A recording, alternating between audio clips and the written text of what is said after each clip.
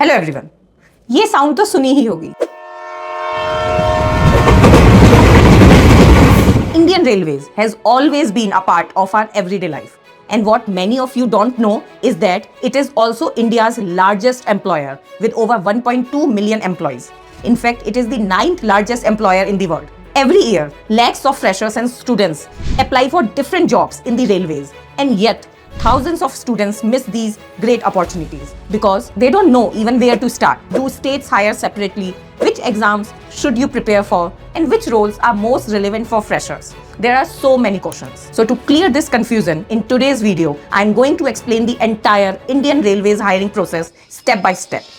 To make it even easier, I have divided this video into 3 clear sections. Section 1, where I will cover Introduction to Indian Railways hiring, where I will cover types of jobs, especially in Group C, both technical and non-technical, and who actually hires for Indian Railway. In Section 2, I will tell how to apply for jobs at Indian Railways. And in Section 3, I will explain the selection process for Group C jobs, that is NTPC for non-tech background and Assistant Loco Pilot and Junior Engineer for tech background students. So first, let's understand the types of jobs available in Indian Railways, because this decides what exams or process you need to follow. The jobs in railways are divided into 4 groups. Group 1, where the top level managerial and administrative positions for gazetted officers are available. The recruitment is done through UPSC exams like civil services, engineering services, and sometimes medical services. Next is Group B. These are supervisory roles, usually filled through promotions from Group C and not through direct recruitment. Third is Group C. This is the largest category of railway jobs, and it is also where most freshers apply.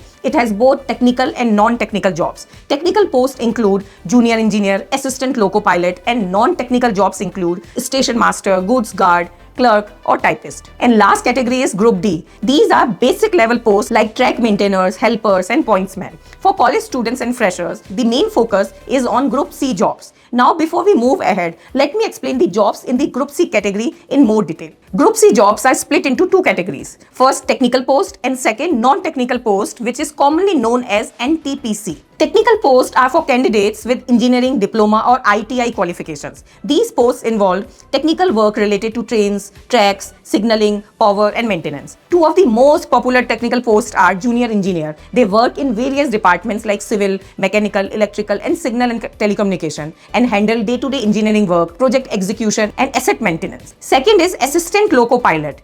ALPs assist train drivers, manage controls, and work with locomotives technical systems. They are involved in the operations, their signaling equipments, electrical systems, and rolling stock. Indian Railways hires for these technical posts mainly through RRB GE and RRB ALP exams, which I will explain later in the video. Now, non-technical popular category, that is NTPC roles, are both for graduates and undergraduate students, that is 12th pass candidates. The popular non-technical roles include station master, who manages all operations at a railway station. Second is commercial cum ticket clerk, who is responsible for selling tickets and handling commercial operations. Third is goods guard, who oversees the movement of freight trains. Then is clerk and typist, who handles administrative and clerical work. And last is accounts clerk, who manages financial records and accounts. The recruitment for NTPC is done by RRBs. So now what exactly is RRB? To answer that question, let's understand who actually hires for Indian Railway. Many students think states hire separately, but that's not true. Recruitment in railways is centralized and is done through 2 main groups. First is Railway Recruitment Board, that is RRB, and second is Railway Recruitment Cells, that is RRC. There are 21 RRBs across India. For example, RRB Mumbai, RRB Chennai, RRB Allahabad, and so on. They mainly recruit for Group C posts like junior engineer, assistant loco pilot, NTPC, that is non-technical popular category. Whereas RRC, they handle Group B posts like track maintainers and helpers. So no matter which state you are in, applications are published centrally on the official RRB website and on the Employment News website. I have added the links to both in the description box. Now I will tell you how to apply for jobs at Indian Railways. I will also cover the process step by step in detail. The good thing about railways is that you do not have to run around trying to figure out where to apply. Everything is done online through the official RRB website. So So step 1 is visit your regional RRB website. For example, if you are from Maharashtra, so go to RRB Mumbai's website. If you are from Haryana, go to RRB Chandigarh's website. You can see the official websites on the screen. Then in step 2, check for the latest CEN notification. CEN stands for Centralized Employment Notification,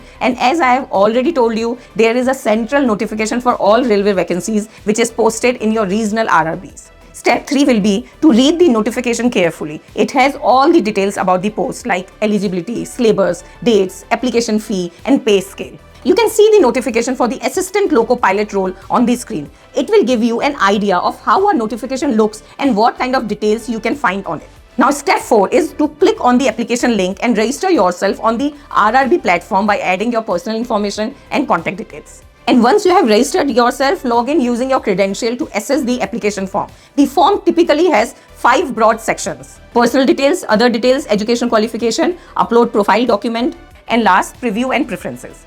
In this process, the step 6 will be to pay the application fee to submit the form. And finally, the last step is to download your admit card for the railway exams from the RRB website whenever it is available. Now let's quickly move on to the section 3, that is selection process for Group C jobs. Like I mentioned earlier, Group C jobs are the most relevant category for graduates like you. Even if you are a college student, these jobs are relevant to you because you can apply for undergraduate post as a 12th pass candidate. So let me explain this section properly in detail. I will start with railway NTPC jobs. The term NTPC stands for non-technical popular categories. The exam is conducted by the Railway Recruitment Board, RRB, hence it is officially called the RRB NTPC exam. Under NTPC, the posts are mainly split into 2 levels based on your education. First, undergraduate post for 12th pass candidates, and second, graduate post for candidates who have a bachelor's degree from a recognized university. Undergraduate roles include posts like junior clerk cum typist, accounts clerk cum typist, junior timekeeper, trains clerk, and commercial cum ticket clerk. These are entry-level roles in the railways, and most of them involve record keeping, typing, ticket handling, or assisting in day-to-day station work.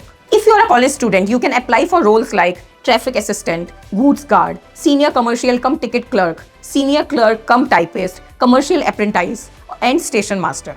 These are supervisory or administrative roles that come with higher pay levels and responsibilities. The salary you get depends entirely on the role you are applying for. Like for undergraduate roles, the initial basic pay is around 19,000 to 21,000 per month. Whereas for graduate roles, the initial basic pay starts higher, typically ranging from 30,000 to 35,000 per month. The eligibility for RRB NTPC is based on education, which we have already covered, and also the age limit. Usually those between 18 and 30 years of age are eligible, like 18 to 33 for undergraduate posts and 18 to 36 for graduate posts. So check the official notification for the exact age limits and relaxation. Now we have already talked about the application process, so let's get straight to the selection process for NTPC roles. Although the selection process is more or less the same for undergraduate NTPC roles and graduate NTPC roles, I will discuss the selection process for graduate NTPC roles since those are the most relevant for you. For graduate NTPC roles, the selection process consists of 5 steps. First stage is computer-based test, which is commonly known as CBT1. Second stage is computer-based test or CBT2. Third is typing skill test or computer-based aptitude test. Fourth is document verification, and fifth is medical examination. So let's go each of these steps in detail. The first stage of CBT is a screening test with 3 sections: general awareness, mathematics, general intelligence, and reasoning. In this test, you will be given 90 minutes to solve 100 multiple choice questions. But here's something you need to note. The actual question paper may have some variation, so you need to prepare for each section thoroughly. There will be negative marking and 1/3 mark shall be deducted for each wrong answer. If you qualify in CBT1, you will move to the second stage, that is computer-based test CBT2. While the syllabus for CBT2 is more or less the same, the section-wise distribution and number of questions differ from CBT1. Here you will have to solve 120 MCQ questions in 90 minutes. Students who qualify second stage of CBT will proceed to a computer-based typing skill test, commonly known as CBTST. Please note that if you are applying for the post of a station master, then instead of CBTST, you will have to appear for a computer-based aptitude test.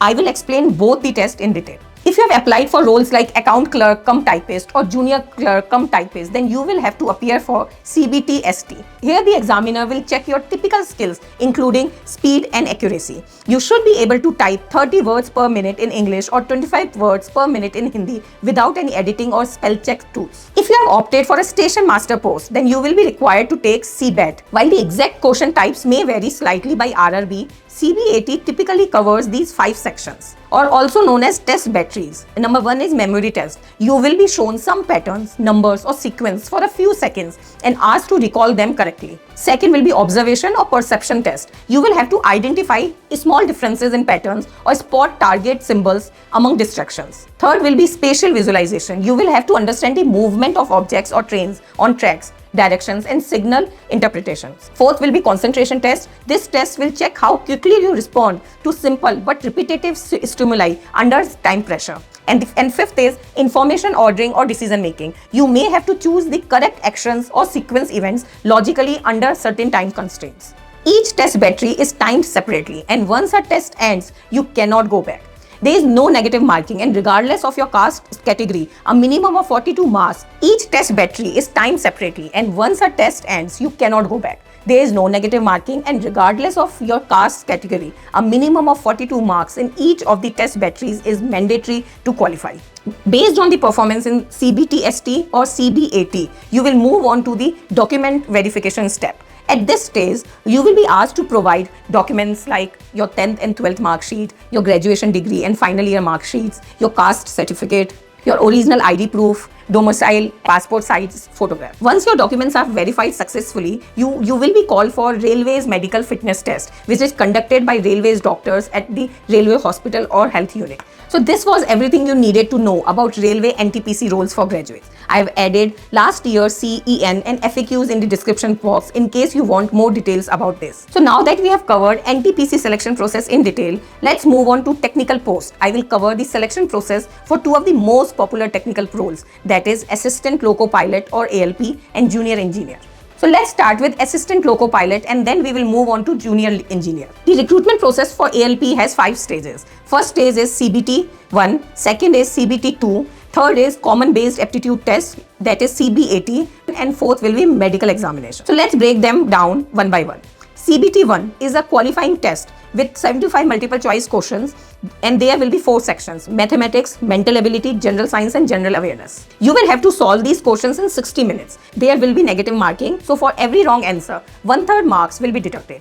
If you qualify in CBT1, you will be moved to CBT2, which is the main exam for ALP post. It has 2 parts, Part 1 and Part B. Part 1 is common for all candidates and consists of 3 sections: mathematics, general intelligence and reasoning, and basic science and engineering. The test will have a total of 175 questions that to be solved in duration of 2 hours and 30 minutes.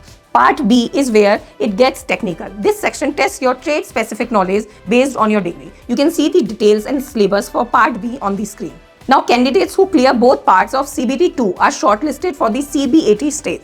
This is a unique stage for ALP post. It checks your aptitude for running trains. There are 5 test batteries in CBAT for Loco Pilots: reaction time test, group Borden test, speed perception test, and visual differentiating attention test. There is no negative marking in CBAT. You need to qualify each test battery separately with a minimum T score of 42.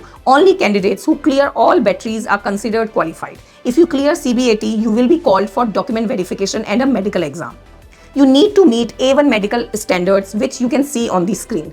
Now let's move on to Junior Engineer. The GE selection process is slightly simpler than ALP. There are 2 CBT stages followed by document verification and medical test. There is no CBAT for GE posts. CBT1 is a screening test and the marks are not counted for the final merit list. You just need to score the minimum qualifying marks to move on to CBT2. It has 100 questions that you need to answer in 90 minutes. There are 4 sections: mathematics, general intelligence and reasoning, general awareness and general science. You can see the complete details of CBT1 on the screen. If you qualify, you will move on to the second stage, CBT or CBT2, which is the main exam for GE post. CBT2 focuses heavily on your technical knowledge. There are 5 sections with 150 questions that you need to answer in 120 minutes. The section include general awareness, physics and chemistry up to 10th standard, basic computers and application, basics of environment and pollution control, and technical abilities. The scores of this test are considered for the final merit list. Finally, the shortlisted candidates are called for document verification and medical examination. For GE post, the medical standard depends on the department you are allocated to. You can read the details of the medical examination on their official notifications. One thing is to note here that there is no link for this that stays active all the time. But whenever a notification is released for an exam, you can find all the details there. Different posts have different medical qualifications. So this was the complete roadmap for Indian Railways Group C jobs in 2025. I hope now you know how you can get a government job at the Indian Railway. If you found the video helpful, then do not forget to like, share and subscribe. And if you would like to know the hiring process for any other government jobs, then let me know in the comments section. Until then, stay tuned for more such helpful content. All the best.